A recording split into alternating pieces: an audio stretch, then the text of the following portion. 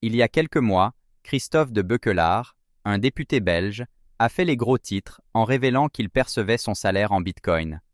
Cette nouvelle a suscité une question importante.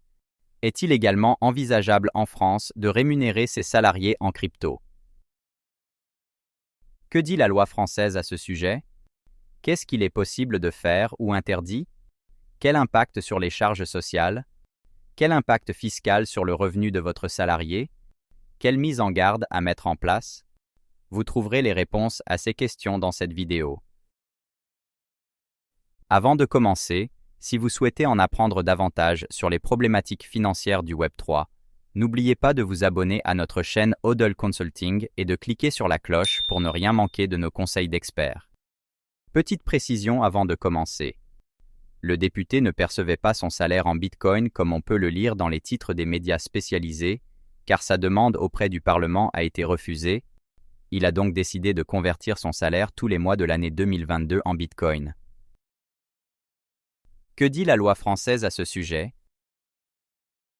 L'article L. 143.1 du Code du travail énonce que le versement du salaire doit avoir lieu en monnaie fiduciaire ayant cours légal en France et que le salaire doit être payé en espèces, par chèque barré ou par virement à un compte bancaire ou postal.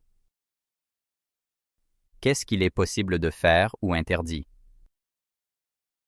De ce texte, il découle qu'il n'est pas possible de verser la rémunération en actifs numériques.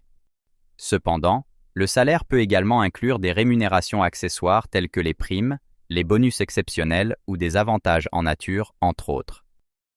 L'article L. 3241.1 du même code précise qu'une partie du salaire peut être versée sous forme d'avantages en nature, sans mentionner l'obligation de versement en monnaie fiat, ici euros. Selon notre interprétation, la rémunération accessoire peut être versée sous forme de crypto. Cependant, il faut être vigilant au formalisme. Quelle mise en garde à mettre en place? Il devrait être fourni une notice d'information aux salariés précisant les risques liés aux crypto-actifs, notamment celui de la volatilité, les régimes fiscal et social et notamment l'impôt sur le revenu à payer en cas de cession ultérieure. Le salarié, quant à lui, doit fournir tacitement un bon pour accord. Quel impact sur les charges sociales?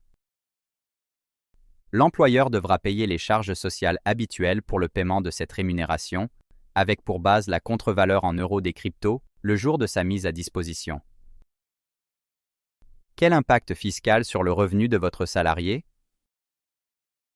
Sur le plan fiscal, l'employeur procède au prélèvement à la source de l'impôt sur le revenu à l'identique du salaire traditionnel. Cependant, le salarié intègre dans son patrimoine personnel ses cryptos et en cas de cession ultérieure, s'il y a une plus-value, il devra également payer l'impôt afférent à cette plus-value. C'est la fin de cette vidéo, merci d'être resté jusqu'au bout. Si ce n'est pas déjà fait, nous vous invitons à liker et commenter la vidéo pour soutenir notre travail. Pour plus de contenu, retrouvez-nous sur LinkedIn et sur notre site Hodl Consulting. Les liens sont en description.